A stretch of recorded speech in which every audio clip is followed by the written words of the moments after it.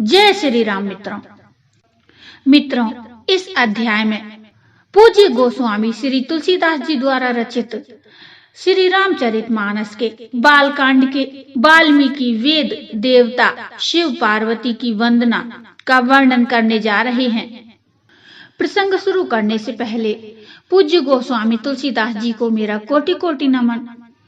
श्री राम कथा के प्रेमी हनुमान जी को मेरा कोटि कोटि नमन और जितने भी लोग इस प्रसंग को सुन रहे हैं उन सबको मेरा कोटि कोटि नमन। तो मित्रों, आइए प्रसंग शुरू करते हैं। वाल्मीकि वेद देवता शिव पार्वती की वंदना। सबसे पहले सोरठा आता है। बंदव मुनि पद कंजु रामायण जय निर्मय सकर सुकोमल मंजू दोष रहित दूषण सहित।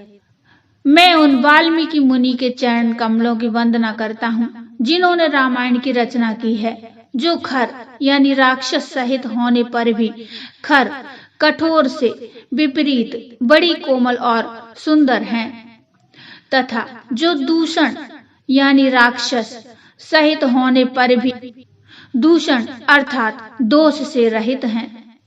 बंदव चारियु वेद भव बारिधि बोहित सरिस जिनहि न सपने खेद वर्णत रघुबर विशद जसु।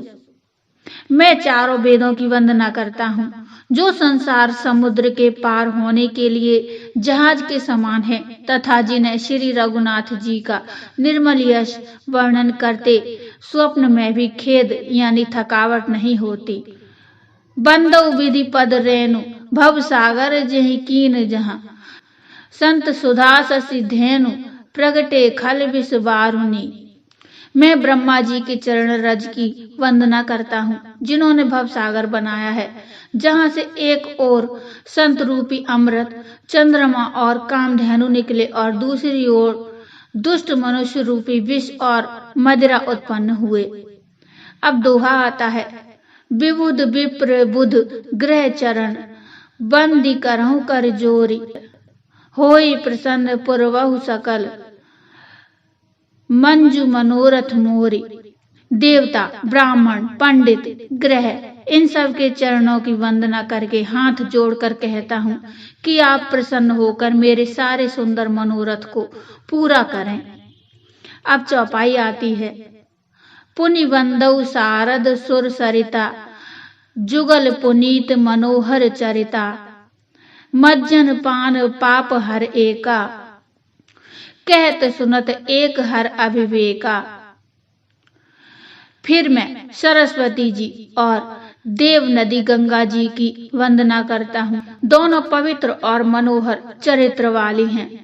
एक गंगा जी स्नान करने और जल पीने से पापों को हरती हैं और दूसरी सरस्वती जी गुण और यश कहने और सुनने से अज्ञान का नाश कर देती हैं।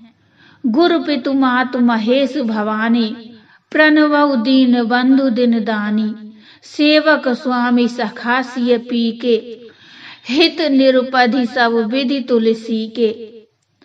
श्री महेश और पार्वती जी को मैं प्रणाम करता हूँ जो मेरे गुरु और माता पिता हैं, जो दीन बंधु और नित्य दान करने वाले हैं, जो सीतापति श्री रामचंद्र जी के सेवक स्वामी और सखा हैं, तथा मुझ तुलसीदास का सब प्रकार से कपट रहित यानी सच्चा हित करने वाले हैं। कलि विलोक जग हित हर गिरिजा सावर मंत्र जाल जिन सृजा अनमिल आखर अरथ न जापू प्रगट प्रभाव महेश प्रतापू। जिन शिव पार्वती ने कलयुग को देखकर जगत के हित के लिए शावर मंत्र समूह की रचना की, जिन मंत्रों के अक्षर वे मेल हैं, जिनका न कोई ठीक अर्थ होता है और न जप ही होता है, तथापि श्री शिव जी के प्रभाव से जिनका प्रभाव प्रत्यक्ष है, सो मेष मोहि पर अनुकूला करी कथा मुद मंगल मूला। सुमिरि शिवा शिव पाई पसाऊ बसनऊ राम चरित चित चाऊ। वे उमापति शिव जी मुझ पर प्रसन्न होकर श्री राम जी की इस कथा को आनंद और मंगल की मूल उत्पन्न करने वाली बनाएंगे। इस प्रकार पार्वती जी और शिव जी दोनों का स्मरण करके और उनका प्रसाद पाकर मैं चाव भरे चित्त से श्री रामचरित्र का वर्णन करता हूँ। भनिति मोरि शिव कृपा विभाति, शशि समाज मिली मनहु सुराती। जे एहि कथई स्नेह समेता, कहियहि सुनियहि समुझि सचेता। होयहि राम चरण अनुरागी, कलिमल रहित सुमंगल भागी।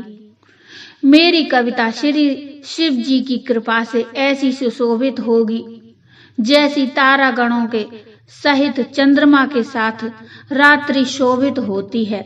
जो इस कथा को प्रेम सहित एवं सावधानी के साथ समझ बूझ कर कहें सुनेंगे, वे कलयुग के पापों से रहित और सुंदर कल्याण के भागी होकर श्री रामचंद्र जी के चरणों के प्रेमी बन जाएंगे।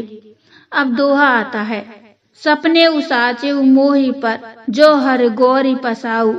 तफुर हो जो कहेऊ सब, भाषा भनित प्रभाऊ। यदि मुझ पर श्री शिव जी और पार्वती जी की स्वप्न में भी सचमुच प्रसन्नता हो, तो मैंने इस भाषा कविता का जो प्रभाव कहा है वह सब सच हो। तो बोलो जय श्री राम, जय श्री हनुमान। मित्रों, ये प्रसंग आपको कैसा लगा मुझे कमेंट में बताइए। कमेंट में जय श्री राम, जय बजरंगबली अवश्य लिखिए। कथा अच्छी लगी हो तो लाइक करिए और चैनल को सब्सक्राइब कर लीजिए। मिलते हैं इससे आगे का प्रसंग लेकर। तो रामचरितमानस का गुणगान करते रहिए, सुनते रहिए, अपने जीवन को सफल बनाइए। जय श्री राम। हर हर महादेव।